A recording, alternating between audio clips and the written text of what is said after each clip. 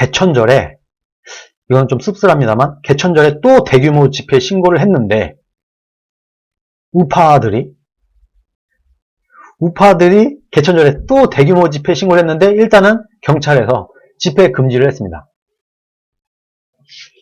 만약에 개천절에 또 대규모 집회를 한다고 하면은, 개천절쯤에 또 확진자들이 올라가겠죠. 자연스럽게. 그리고 개천절이 끝나면 다시 좀 확진자들이 낮아질 겁니다. 그러면서 자연스럽게 또 개천절 대규모 행사 때문에 코로나가 더 퍼지고 있다. 이렇게 프레임을 씌울 거예요.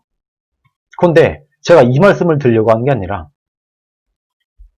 보세요.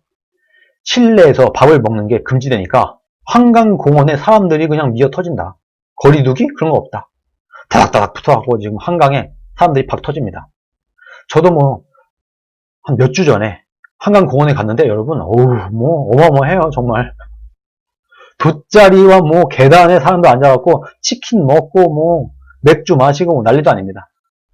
그런데 정말 놀랍게도 여러분, 광화문 집회를 하면은 똑같이 사람들이 무지막지하게 모였는데, 제가 볼 때는 한강공원에 모인 사람들이 훨씬 많습니다. 해운대 해수욕장에 모였던 사람이 68만인가 그렇다잖아요. 근데 여기서는 코로나가 안 걸려. 해운대에 68만 명이 모여도 여기서는 아무도 코로나에 안 걸려. 그런데 광화문 집회에만 나가면 걸려. 한강공원에 이렇게 사람들이 빠글빠글 모여서 마스크 없이 치킨을 먹고 맥주 마시고 해도 코로나에 안 걸려. 근데 광화문 집회에 나가면 걸려. 광화문에 무슨 결계가 있습니까? 광화문 안에는 뭐 결계가 있나? 왜 광화문에만 가면 이렇게 잘 걸리지? 또 그냥 웃긴 얘기가 있어요. 제가 참 이 이미지를 보고 너무 웃었는데, 혹시 이 이미지 보셨나요? 문재인발 코로나 퀴즈입니다. 여러분 잘 생각해보세요. 제가 문제 하나 내드릴게요. 어떤 직장인이 있어요. 직장인 A라는 분이 있어요. 이분이 월요일부터 금요일까지 직장에 출근을 합니다. 지하철 타고. 출근 때 지하철, 퇴근 때 지하철. 회사에서 하루 종일 일하고 점심에 회사 근처 식당에서 밥을 먹습니다.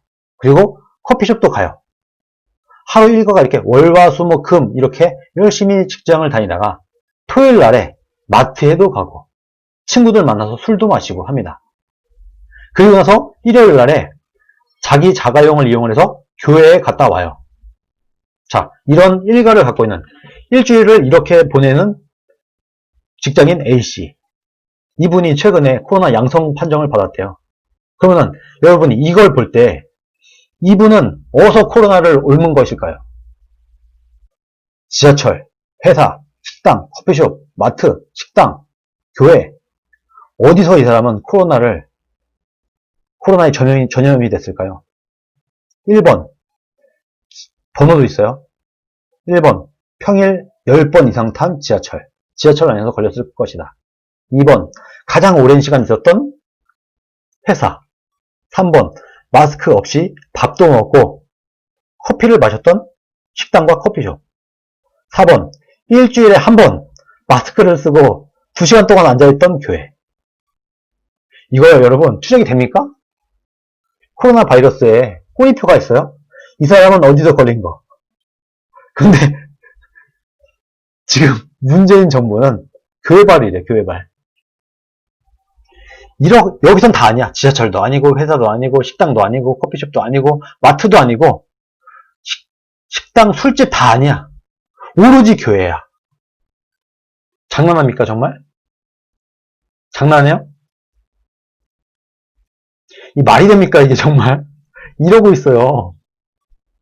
그냥, 이 사람이 어디에서 무슨 활동을 하더라도, 교회 스치기만 하면은 교회발입니다, 정말.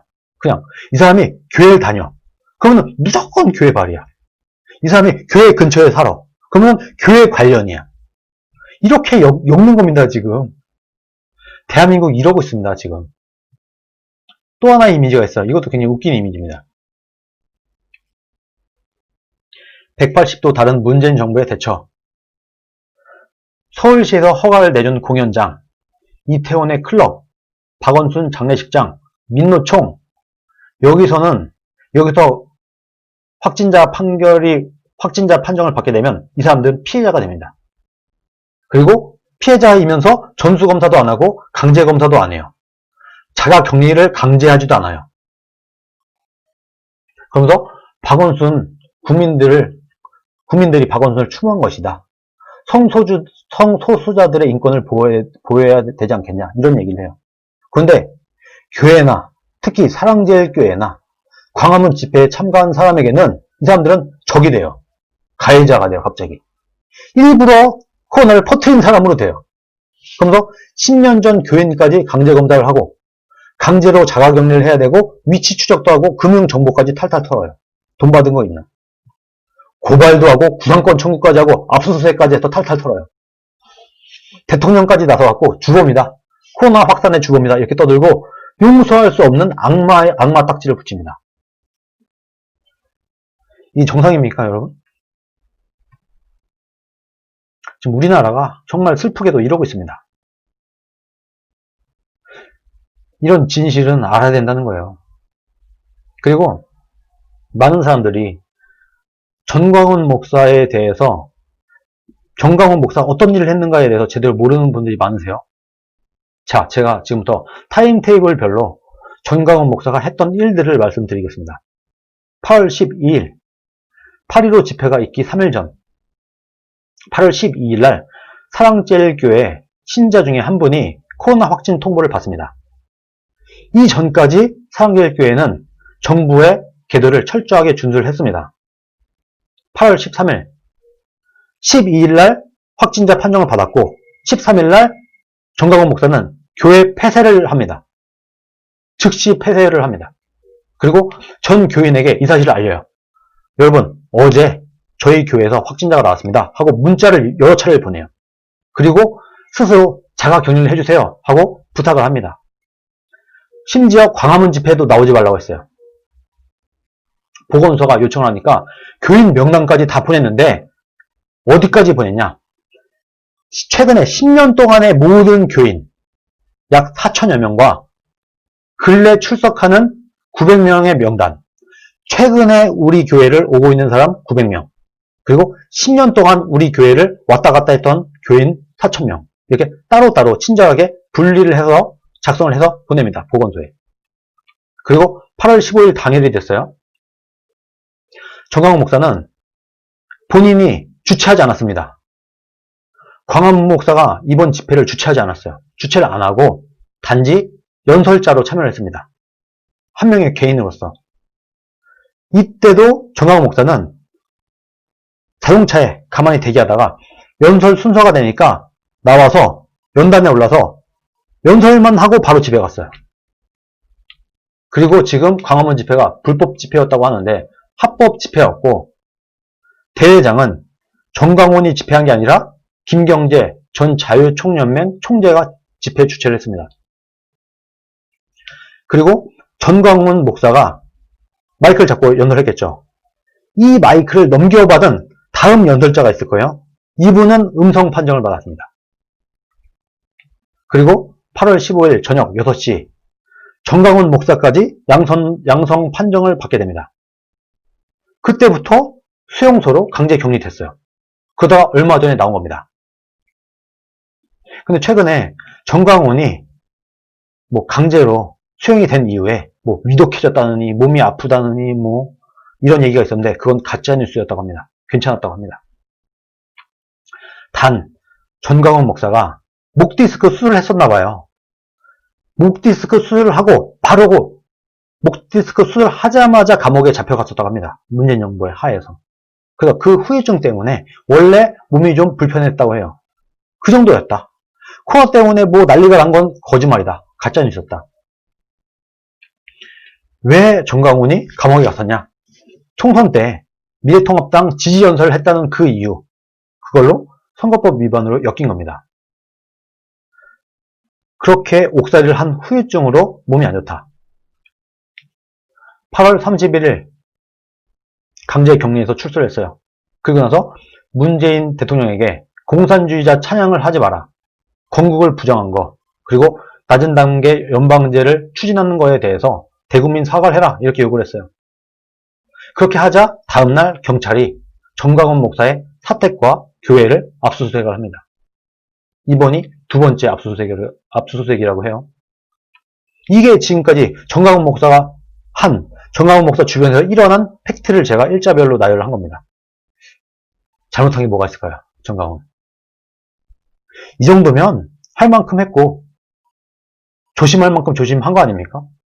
이 정도면 전 개인적으로 최선을 다했다고 봅니다. 그런데 어떻게든 이 악마 같은 문재인 정부가 잘 엮어서 사랑제일교회와 정강훈 목사를 보내버리는 거다 지금.